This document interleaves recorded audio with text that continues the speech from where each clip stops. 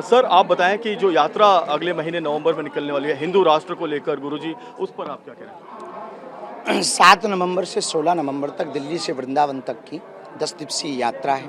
देश में सामाजिक वैचारिक क्रांति फैलाने के लिए, सामाजिक एकता के लिए हम प्रतिदिन कार्य कर रहे हैं, सेवा कर रहे हैं। इस यात्रा से 3 प्रदेशों में एक वैचारिक क्रांति फैलाएंगे, गांव-गांव, गली-गली जाकर हिंदुओं को गले लगाएंगे और उनको ये बल हम देना चाहते कि आप डरो मत, आप भयभीत मत रहो, आप सिर्फ जातिवाद का अहंकार छोड़कर एक हो जाओ, तो तुम्हारी संस्कृति को ना कोई नष्ट कर पाएगा, तुम्हारे संस्कारों को नष्ट नहीं कर पाएगा, मंदिरों को नहीं तोड़ा जाएगा और तुम्हारी परंपरा बची रहेगी।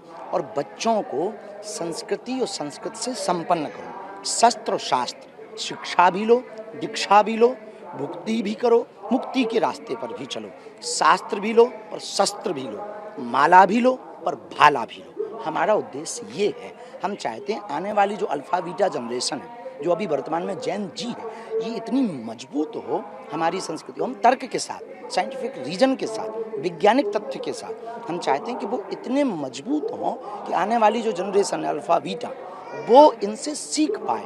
वरना जैन जी के नाम पर बहुत लोग फूहड़ता फैला रहे। इसलिए हम ये वैचारिक यात्रा, पद यात्रा दूसरी बार 7 नवंबर से 16 नवंबर तक दिल्ली से वृंदावन तक ले जाते हैं।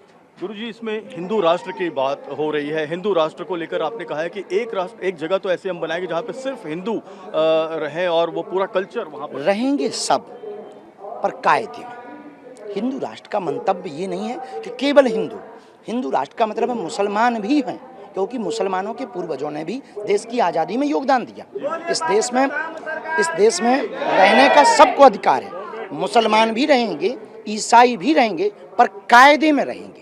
सर तन से जुदा करने के नारे नहीं देंगे, रामचरितमानस को फाड़ने के षड्यंत्र नहीं करेंगे, राम हैं या नहीं इस पर प्रश्न चिन्ह नहीं उठाएंगे। आपकी आस्था नहीं है तो आप मत मानिए, हमारी है तो आप ये नहीं कह सकते कि तुम्हारा भगवान है नहीं, वरना यदि हमने कह दिया तो तुम्हें भारत में जगह ना मिली। संभाजी नगर में गुरुजी ये हुआ कि आई लव मोहम्मद के ऊपर वहाँ पर एक रंगोली बनाई गई, विवाद हुआ। मुंबई के कुर्ला में आई लव मोहम्मद के स्टिकर्स बांटे गए। मुंबई के कई जगहों पर आई लव मोहम्मद बुरा नहीं है। आई लव मोहम्मद तो आई लव महादेव, लेकिन आई लव मोहम्मद के नाम पर देश में दंगा फैलाना बुरा है। धन्यवाद।